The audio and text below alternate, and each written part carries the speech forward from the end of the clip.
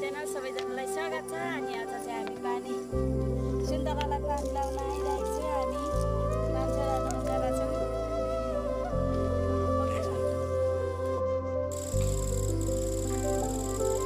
होइन गाइस, आज चाहिँ हामी सुन्तलामा पानी लाउन आएको छु। यहाँ तपाईँहरूले देख्न सक्नुहुन्छ हाम्रो भाउजूले सुन्तलामा पानी लाउँदै हुनुहुन्छ। यता चाहिँ हाम्रो नाना हुनुहुन्छ।